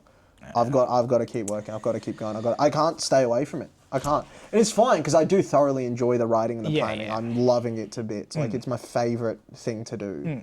More than anything. Like, I love writing. Yeah. You know, like, don't get me wrong. But like, it's like when that stops, I'm so drained. But then I can't stay away from it. It's You're your own worst enemy. I know. No, I'm the biggest self-sabotager for sure. Oh, like absolutely, I'm a massive self-sabotager. Like it's my worst trait. You know? But I don't know how to use it. I don't know how to stop that. I guess like don't do it, but then like I just do. So, you know, it's. I mean, we should even just book, like, do it as us doing shit as well. Book some time away. Yeah, we could do. I mean, the problem is, it's like, I used to always have like weekends away. I used to always just like, every now and then I'd just book myself an Airbnb solo at the Gold Coast and just stay there for a weekend. By day 2, I'd be like, I've got to get back and work. I think at least with the Gold Coast thing, you could just book the weekend, and the second day you're coming back anyway, right? Yeah, well, I used to go Friday evening till Monday morning, is what I used to do. And I'd have the Still whole like weekend Friday there. to Sunday or something like that. I could. I'm just so, like, I think you would appreciate enveloped the by break once That's you're the thing. on it. I don't know if I would. I think I'd be too. I would be in the complete wrong headspace, and I'd get back and I'd just keep writing, and I don't think it'd feel like I took a break. That's what I'm worried about. You know. So I don't know what to do. I feel like. I mean, saying that, I took a month off. Yeah. I got back, and the first day back at work, I did more work in that day than I know people had done the whole week. I'd been gone for like. Well, that's because you work week. hard. You're like you are. But a like hard it was worker. the slotting straight back into it. Yes, yeah. Which also it did feel like I hadn't been gone. I immediately sat down. I was locked in. Yeah. Which I don't think it still made the time off feel like the time off was great. Yeah. I think I did need it. I was definitely burning out a bit towards that final push for book 2. I think I also just don't know what I'd do. Like if I went away somewhere. Because back then I used to have friends at the Gold Coast and that, but they're all doing things now, like they're, you know, different stages in life and whatnot. And so like sometimes I just used to go solo and just hang out there. But like, I don't know. I'd just be like, I've got to get back. I don't know. I've definitely been just looking at stuff online for like just hikes in nature that I just want to do, but I'm never going to do. Could be worth doing, you know? Yeah, it'd be a that's good something fun, like if I was going to do a solo travel, I'd go somewhere and just hike. Yeah. That's the for a thing, is full like I weekend. want to solo travel, but take a laptop so I can write all day or like write all night and then go back and do stuff, you know? Because even if I was traveling, I mean, my to be life fair, would be if the you're going to same. be getting the laptop around Black Friday or something, you can do it over Christmas. Then you take the laptop with you, and then you still have it. I could. Get a bit of writing done, and then mostly chill out. I'd be writing 8-9 hours. Like I just would be. I like. Which is why, I think you got to go the cold turkey and just force yourself. I would, but I fear what my headspace would become like. Like it wouldn't be. You got to find another hobby. I used to have, but I just don't anymore. I've got futsal still, and I've gotten back into gym now. Yeah. Which is good. I found a different gym. It's really cool. I like it. It's The Muay Thai one? Anytime, yeah. Oh. Well, it's just Anytime Fitness, but they've got Muay Thai bags there. Where's that one at? Oh, The storage gyms, yeah. Okay. Stop the other membership then. Yeah. Stopped it there. So it's a walk away, which is kind of nice. Yeah. So if I've got like car issues, that is what it is. Yeah. Which I do. Yep. Yeah. So like that's been good. Even though it's hard to get over there. It's hard to pull myself away and get over there. Because I'm just like, if I'm not writing, it's like, what am I doing? You know? It's, I think, the planning stuff has been good. I think another reason why it's good is because if we've got however many books released and then something happens, say like I'm not around anymore, whatever happens, at least there's a guideline there. If ever we did a berserk type thing, and even if it wasn't you, even if it was someone else or something, at least there's like a guideline there of like if enough people are enjoying it, it's like here's what the rest of the story is. You know, which is a cool thing to have down. That's fair. I think once I've done the planning of Revolt, like chapter by chapter. I'm going to do another backup like I try to do quite often. Yeah. But I'm going to put that on a hard drive and try find a safe to put it in. Okay. So we've always got up to there. Yeah. You know, like even if when you do, let me know as well, because I got the hard drive. I can back up and I'll back it up on my other hard drive as well. At least we've got it in a few different places, because I think having book by book is like, that's what I've been doing so far, is like making sure we've got each novel backed up. But let's say we get partway through, well, like, say we get partway through 3 novels and we lose them. Say the Google Drive bins itself, whatever.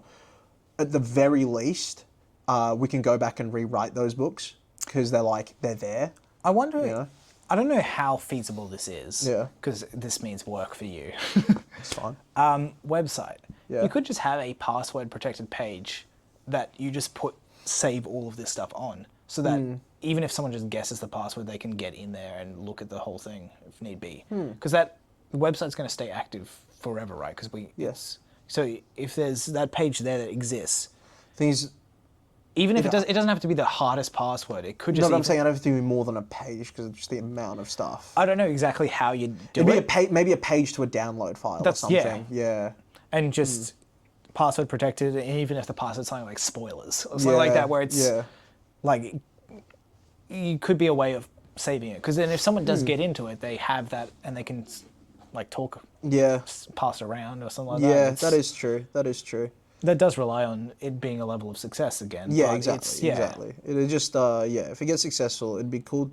Whether I'm here or not, it'd be cool to have the project at its completion. Yeah. It's a major project. Even if it's something that we just let a couple people know, this is the login for the website if shit goes wrong. Like, for whatever reason, both of us die in the drive to Sydney. Yeah.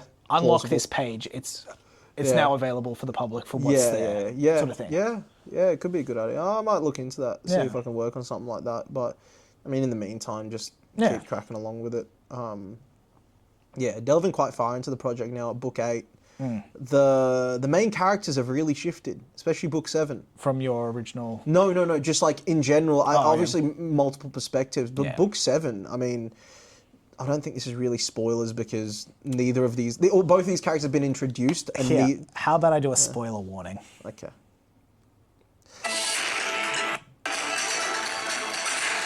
That was a spoiler warning. Yeah. So, like, it's still going off the ideas we had planned out, but seeing it in chapter form and just how much, again, with correct pacing, seeing how much these characters have to do has kind of shocked me, because they've kind of become the main characters. So, both these characters have been introduced already. And neither of them, up until that point, they don't do anything particularly dangerous or whatever. They're just kind of around and have perspectives. But... For book 7, 2 of the main prominent characters are Detective Saruda and Kenny. Yeah, okay. Like, majorly so. Yeah, okay. Yeah. I mean, that makes sense. No, it makes sense, but I thought they would be split amongst evenly. I would say it's like, between the 2 of them, it's like 40% them. Okay, that's that's a decent chunk. It's quite a hefty chunk. Which is, it's probably... Wheel of Time is something that I compare our series to a lot. You know, it's vastly different. Yeah. They have books where it's more predominantly on certain characters. Yeah. And one character barely even shows up, and they're one of the main 3. Yeah, I haven't really explored that thus far, because I think I've always had things for them to do. But I think as I go on, and let's say some of them, their storyline... I mean, like, one character I think I told you about, I've written off for until towards the end. Yeah. But, like... Other ones where I have less for them to do. I think I've kind of been cooking up things for them to do to keep them involved. Yeah. But I could just lay off it for some of them and just kind of let things be. Because to give a little bit of spoiler, I can't remember which book it was, but Rand al'Thor is one of the main characters. He is the Dragon Reborn, this figure of prophecy and stuff. Yeah. And part of this thing, he's got a power which is tainted by the Dark Lord, let's just say. So he's sort of going a bit insane to an extent, like he's losing his mind a bit. And his whole book, he's sort of off, losing his mind a bit in the background. You get him popping up every so often, but it's just him like trying to deal with his mental state more or less. Yeah, I'm not gonna lie, I heard that and I registered it, but I just thought of a funny title for the podcast. I think this is kind of stupid, like AI. I think this is kind of stupid. But yes, yeah. Yeah. It's I haven't really explored it much. I think there's but certain things that will come up for those Yeah. characters which could happen, like a House of the sort of Yeah, thing could yeah, do that yeah. with one of our mains. yes, yeah. Well, It'd probably be only like a single book sort of thing that it would be, but it could be an interesting thing to explore. could be. It could be. I mean, yeah. Because especially in that timeline, right now I've got a lot of people balancing a lot of plates. Yeah. There are some characters I kind of want to focus on more, but I don't want to invent stuff for people that doesn't need to be there and just kind of have them around. It's like, I mean, there's going to be slow periods for certain people. Yeah, Like, of course. It's going to happen. It's a course, sport as well. yeah. They're not going to get booked for certain things. Yeah. They might just be training in the background. Spoilers, little bit of spoilers. Wink. I'm kind of delving into like where that's starting to wrap up, or not wrap up, but like it's really starting to split with the other stuff. Yeah. And that's where I'm kind of at. It's like it's like the first book of that stuff really happening. Yeah. Okay. And yeah, it's. But like, even if it's just downtime between fights, Oh no, definitely. there's going to be. Yeah, It's yeah. just training. You don't want to hear about training every sort of No, chapter. no. Of course. It makes sense of course. early on to show that, but Yes. Yeah. the further we go, there's a lot of Yeah. it. Obviously, they're training in the background. You know what? You've like kind of put things into perspective a little bit for me there. I think in the last two books there might be one or two segments I can remove where I've kind of ham-fisted some stuff in just to keep a plate spinning, but Yeah. I could probably fuck it off. Yeah, I mean, like it's something to revisit when you look at it again. or Exactly. whatever. Especially because like it's for a character that I literally made the main character for I think book 4, Yep. the one I just wrote. Yep. I could kind of back off on him for a little bit, Yeah. you know, like I could do. And I've kind of given him some stuff to do. I could kind of lay off on it a little bit, just kind of slow down. It's whatever's right for the story, right? So it's- Exactly. yeah. It is whatever's right for the story. I think you just worry, like, are people going to forget certain things? It's like that's a task of balancing so many different characters. You don't want people to forget because there's so many nuanced or like things, right? Like for example, Yeah. a particular perspective, like Aurelius Riddle. An event happens with him in book 6. Yeah. Yes. Where Yeah. I think you're aware of. He's like he first Korra. comes face to face with someone. Oh yeah. Yeah, like it's kind of like he first comes face to face with not within the sport. Dun dun dun dun. Oh, that's Homecoming. No, Homecoming, no, okay. not that. That's going to be arc 4. Okay. It's you know what? This is a great clue I can give you because it has absolutely zero resemblance on the story. He feels a certain way. He feels a certain way about 3-dimensional squares. Which is zero spoilers because that's just an inside joke that Sam's come up with. That's going to be something we reveal at some point. Yeah, I'm going to sneak a fact into the website. Sure. Like, so the Yeah. first time Aurelius comes okay, face to face with him. With right, cubes. Yeah. Yeah. I want it to weigh on his mind because that's something really significant, Yeah. especially with the way the interaction goes down. However, I don't like he's not warranted of an entire arc within a novel. Yeah. Sort of thing. So I kind of just wanted it to be one point of view in one chapter, done. You could right? even do it as it's a background thing, that it's the, like, not showing up for certain things. No. Like definitely, it will take place in things like that. But I definitely want to take like a very pointed look at his psyche after that. Yeah, Right. yeah. Like I want to take a pointed look at where his headspace is after that interaction. Right. Which I think is a great point of view because I've already got it planned out of what that point of view is going to be. It's not going to be action packed. It's not going to be anything like that. It's just going to be something that is kind of a psychological exploration Yeah. of where his head's at during that time. Yeah. But like, it's not enough to warrant a continued thing of it throughout the novel, like where we go back to his point of view multiple times. But it's like in your head, you worry. It's like, are they gonna forget about Aurelius, or are they gonna? I like another character is Shinji Nakamura. Yeah. Like you're aware of Yeah, his, yeah. you know, his whole predicament. Like Class. yeah, but like his whole Yeah, predicament of like what he's battling with and that Trios. sort of thing. Yeah. Oh, yeah. Sorry, you know. sorry, yeah. So with his whole thing, it's like I want to go back and forth on it, right? But I don't want him to You know only. what? Yeah. It only took then for me to click that was the same character. I've been making those two distinct characters. Of two Shinsuke separate and Shinji? Shinjis. No, two separate Shinjis. Oh really? But it's the one Shinji. Yeah, of course it is. Yeah. Fucking me. Yeah. I'm an idiot. Yeah, Shinji. Yeah. So, what he's battling with, I've touched on it enough times during like one novel, right? Split across maybe two novels, where I've talked about it, a mini backstory, this, that, the other. Yeah. But I don't want him going forward. There's nothing worse for me than to have someone remember him as, oh yeah, he was the guy that was... Yeah. Not as Shinji Nakamura. Yeah. You know what I'm saying? Like, you want all of it, because you, as an author, you like interweave so many different things that are intricate and like pointed towards the character, and it gives them things of their, like why they are the way they are, who they are, everything. And sometimes it's quite subtle. Yeah. You don't want them to just be remembered as that thing because of all the care you've put into how you've dealt with it. Yeah. You know what I'm saying? It's like, I want him to be remembered by his name, not that. It's the same way with Aurelius. Yeah. It's like, it's what makes you have to describe his appearance and this, that, the other so many times and who he is, and because you don't want people to forget. You know, like there's going to be a point where we have to trust, assume knowledge. But you there's do. also No, a point. You do. Yeah. Like this is something I've been finding more recently because I've been getting more into lit RPG books. Yeah. Okay.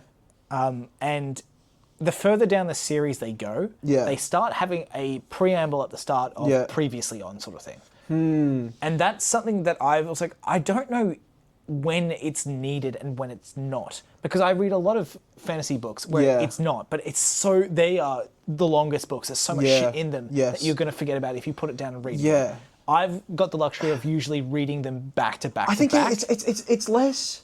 But it's like obviously the back to back that's fine, and especially because we've got a quick release date, and we're also going to rehash certain things. But even 6 months, that's a long time. Like I know this stuff. For this one, I will forget. Yeah. 3 months as well is still a lot of time to forget stuff. It's more like the forgetting's fine because we can rehash certain things, and we can talk about the last time or talk about their headspace from certain events.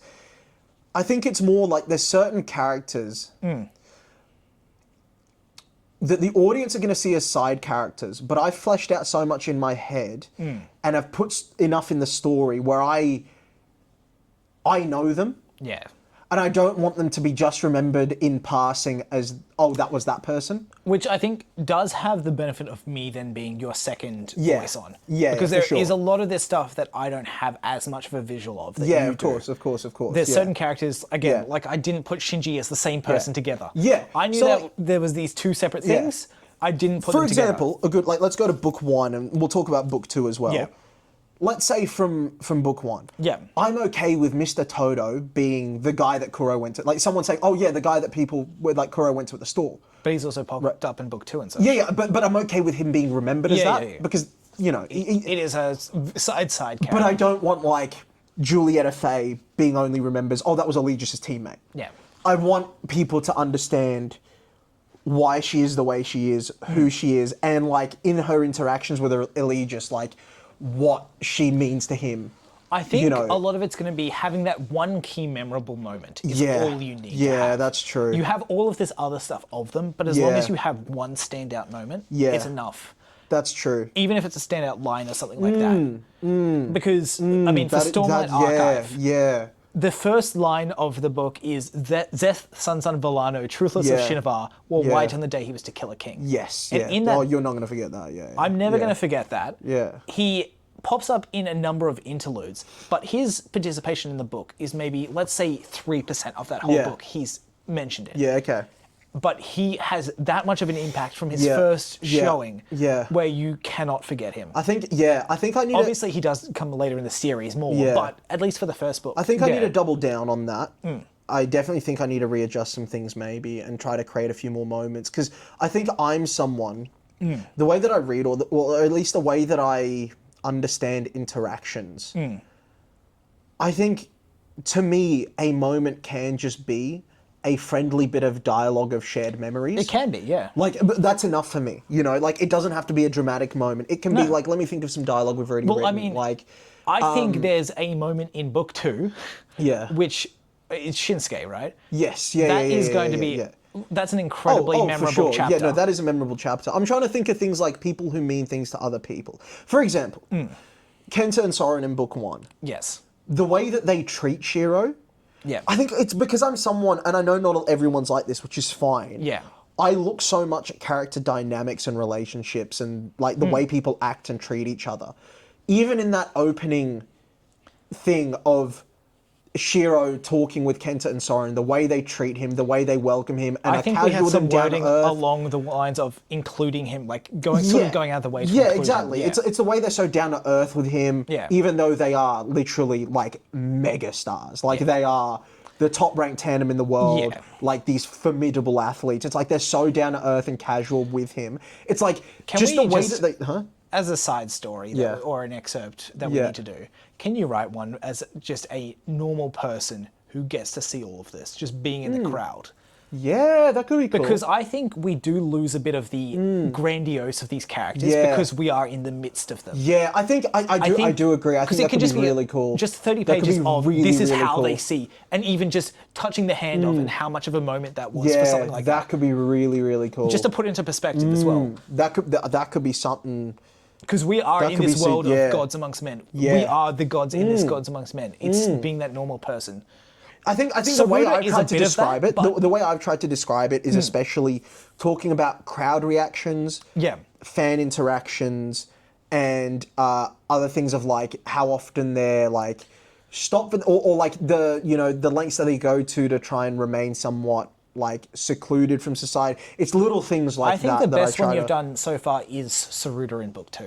Yes, yeah. Him being yeah. like, I am a big Yes. fan. I Yeah. know who you are. Yeah. You don't need to tell me your names. I think But it's still having that because they're still somewhat connected. No, of course. To that I sort of do stuff. think in book 1 and 2, it is toned down a little bit because I want to save. I mean, especially for book 3, that major Yeah. end all be all fight. The way those entrances are, Yeah. the way everything happens within that. I think that's like where you're almost ascending to godhood. Like that's, I'm hoping that really gets across just like what levels we're talking about. Yeah. Like, and just the types of language that we use of like the noise that's made and that sort of thing. Like it's, But saying that, we also do hide that behind a black wall. we do. I We think do, having yeah. that seeing from the person Yeah. behind the wall's eyes. Yeah. Because and a lot of times, the ones Yeah. when we're behind the wall, we're in Yeah. a box. Yeah. It's very secluded. Having that monumental, you'll have a better opinion on this, or Yeah. like a view on this, because you were part of like British sports culture for a while there. Yeah. I don't have that same Yes, experience. yeah, The Raw yeah. gets 8,000 in attendance. Yeah. I went Up to a the few Brisbane Man United Raw. games in my time. Yeah, so you obviously, I think this, how we've done war games, is even bigger than what this Man United stuff is. Yeah. So Yeah. you know how insane that was Yes. from that side of things. Yeah. Having it more than that, I think, is Yeah. hard to sell just with a thundering of a crowd. No, of course. No, for sure. I think for sure. even actually think in there's our little Death thing- by Desert yeah, story, yeah. something I picked up on is you did, because we got 2 tandems coming out to Yeah. themes. You got 7 Nation Army Yeah. as one of the theme songs. Yes, yeah. And having you describe the crowd as you could feel the reverberation of them stamping their feet. Yeah. That one did hit. Yeah. But even still, you can't see the chaos happening behind No, the glass. no, It you is. can't. Yeah, it's yeah, specifically yeah. blank because we want it to be that blank. Yeah. Admittedly, was easy to draw back No, in the day, it's, but yeah, here's a fun. I'll give it as a spoiler. It's a minor detail for later on. If you don't want to hear it, just skip ahead like 20 seconds, 30 seconds, something like that. But so that was obviously the reason. right? originally the Gavantium walls around the pit. Because I had to draw it all. You right? didn't want to draw the But crowd. I did eventually think, like, what an atmosphere. Like, what Yeah. a crazy thing to experience as an athlete. Yes. Of, like, this drowning wall Oh. of blank noise. It's these funny things that Yeah. make the world building their specific Yeah. way. So, getting on to that before the people who skipped ahead. Yeah. The pit takes some damage at some point during the story, Yeah. right? I'm then going back and it's like a revamp thing. See-through. Okay. Yeah. And the reason is... So that's going to be the only stadium with it then, right? Yes, it will be. And the reason is because I've got a picture in my head, and I've always had it as a clashing thing of that big War Games debut / return in Arc 4, right? Yeah. I've always had that pictured in a certain way, but the black screens didn't allow for how I had it pictured. Okay. So I've just gone like, Would you... Something I've found quite interesting lately, very different topic, with pottery, Japanese pottery, is repairing it with like gold. I don't know what it is, but some sort of gold sealant. So it's there's a specific word for it where it's making like the damage stand out more. Yes, that would you be, consider that doing would be it cool. with the damage to the pit where it's not, you only have a smaller section of clear and still a fair amount of black? Because you give a bit of exclusivity for those seats as well. In my head, you would have to replace whole panes.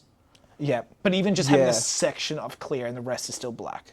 Maybe you could. You could. I don't know. I think at the position it is in the story. Because I don't remember how much damage actually happens to it. It's enough damage that your idea is viable. However, the way that it's perceived from War Games management is this is a revamping. This is basically after what's happened to bring butts back into seats and to try and convince people to come back and whatever. So that's kind of like... I mean, this will probably be in our world building stuff, but I probably do want to just say that we had the sort of like magnified screens on the inside of the walls. Magnified screens? Well, like you could see, there was like zoom-ins of the fight, right, on the inside. Yeah. Is that still going to be a case with that's still... I think so. I think on certain ones and stuff, but it's more, I just have a visual in my head for how that return / debut is going to be. And I think there's still some ways you could do it with the black, but I think I can understand doing something different with that. Yeah, I think it just could be a really special moment. Especially with the nature of that character and how everything happened with them. Could be, seeing the crowd for that could be something really special. At least a portion of it, or whatever. So, but going back to what you said, I think, like, with that whole Kenta and Soren thing, like, just their dynamic with Shiro, if I was reading or if I was watching or something like that, simply that conversation would be enough for it to stick in my head of how much they mean to Shiro, but I fear I'm going to need to keep semi-repeating it, or, like, having semi-recurrent things, in order to keep that plate spinning. I think you get what I mean? Those characters specifically, it's a moment at the start, but because of how far the relationship's going to develop. Yeah, but that's just an example. I'm talking about other interactions that are like that. Yeah. That I still want when that character makes, or when those characters interact again, I want it to pick up where it left off on the same foot, and for it not, like, I don't know. Like, I mean, I might do a bit of a spoiler. Yeah. Slight spoilers for book 3. Yeah. There's going to be a moment in the tournament Shiro's taking place in where he defends. Yeah. I think that will be one of those standout moments. Yeah. I've actually really started exploring that relationship in book 7. No, sorry, 7/8. It hasn't done as much up until that point? No, but I think organically it almost happened for me after a certain death. Okay. Gotcha. Yeah. After a certain death, it just kind of, like, I was literally writing and I'm like, it started... fucking course. Yeah. It's the parallel. Yeah, exactly. Like, it just started unwinding for me. I'm like... Because that's perfect. Up until that point, I was trying to think of how to keep the plate spinning. And then I'm like, oh, I don't need to. Because this is going to make it happen. Yeah. Like, this is what's going to make that happen. Because it's the perfect parallel. It is, yeah. That's great. You know what I'm saying? Like, it's... Fuck. Yeah. It's great when you have a good idea once in a blue moon. But yeah, it's like I was writing that and I was noticing that those characters were interacting, and I was like, I can just keep this going. And it's amazing how that leads into that character being involved with all of Shiro's side stuff. You know, the side stuff he kind of gets pulled apart with. And obviously with that character's like abilities and how, and like the nature of what those side activities are. It makes sense. It makes sense. And it kind of brings all that together at so it's like I've just kind of decided up until that novel, I'm just going to keep it how it is. I'm not going to try thumb more of their interactions into it. I'm just going to keep it, explore Shiro's relationships with other people. Yeah. And then let that one blossom and like flourish from then on, you know? Yeah, no, that's sweet. I like that. Yeah, that's kind of how I've explored that, but it's hopefully not as heavy-handed as some of your writing for that originally in book one. No. I mean, there was the one line that was bodgy, but Oh, that was the paragraph. yeah, it was a bit bodgy. I lent into autism too hard. Yes. I wanted there to be a level of, but I went committed too hard. But yeah, like, yeah, but it's been interesting planning ahead just how certain things have shifted, different dynamics and different like. Fuck, it'd be so funny for you to have like what your planning was when you were originally doing the manga.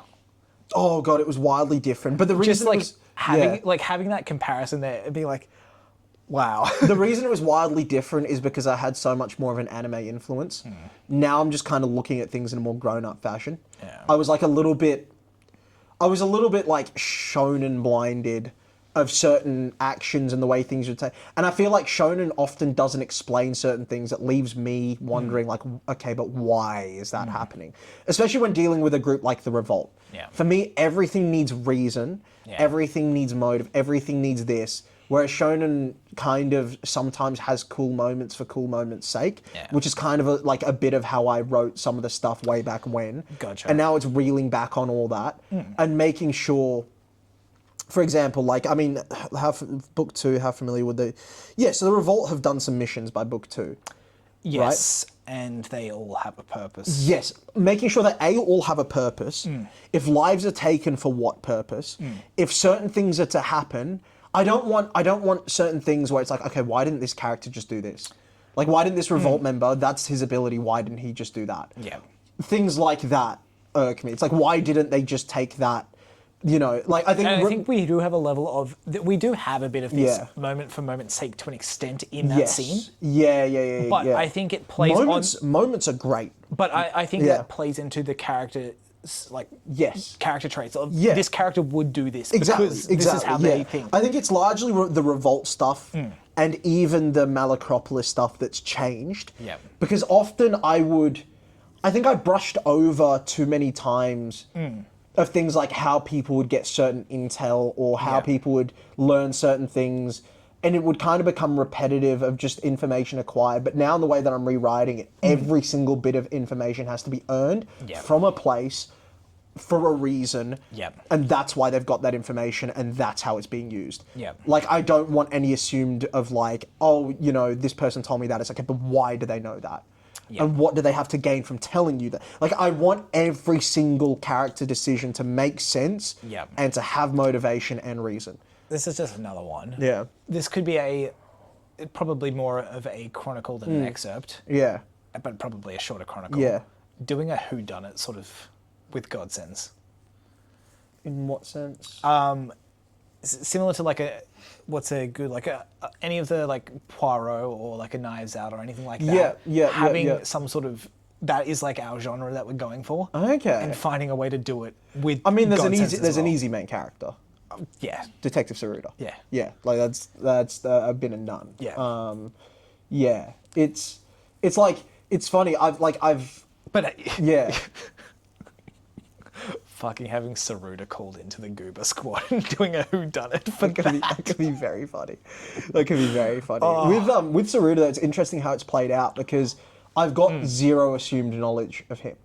Because you've got to think about what sort of position he's in. So every single bit of knowledge that he's got, it's like it's earned. And for example, like Revolt skirmishes and stuff, like Revolt stuff. It's like, okay, but how did they end up in a situation where these characters are taking on the Revolt? Where are the police? Where are the army? Where is the backup here? What are the civilians doing? It's before the way it was planned before, it was very like, these guys attack and then these guys defend and then this is what happens and these guys get away or these guys are killed. It's like, okay, but like you can write that. However, every single action needs to have a reason why it happens. Like it has to.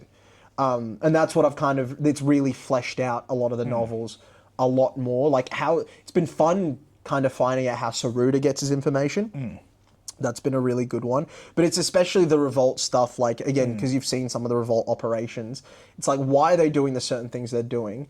And if it's you like, haven't, read the book. read the book, for God's sake. Like, why are they doing the certain things that they're doing? Yeah. The people to stop them, why are they there? What is the end goal of stopping? That's something that's always really irks me about like comic book writing and stuff. I often feel like characters just fight, but there's no end goal. For me, a fight needs to have something. It's like someone's trying to grab something, someone's trying to stop them from grabbing it. Or someone's trying to kill someone, someone's trying to stop them from doing it.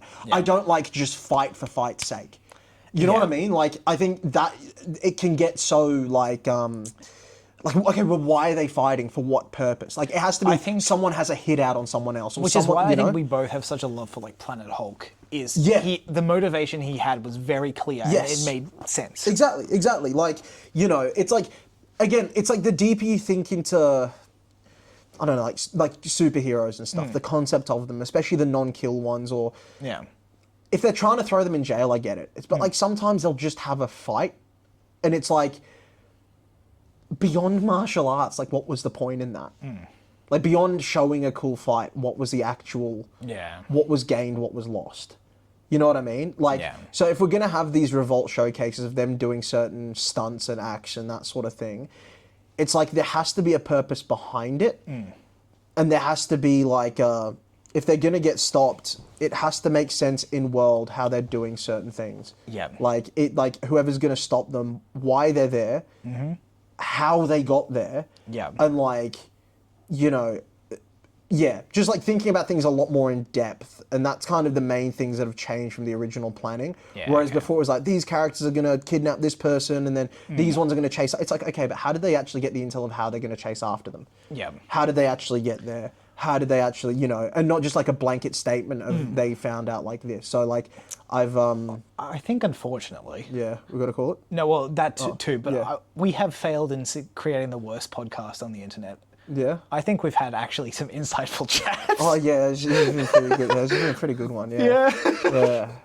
And it's a lot more book heavy than a lot of our ones have been. Just I think. But see, this is why I like the unstructured podcasts, because you can just jump around. But what about fish facts?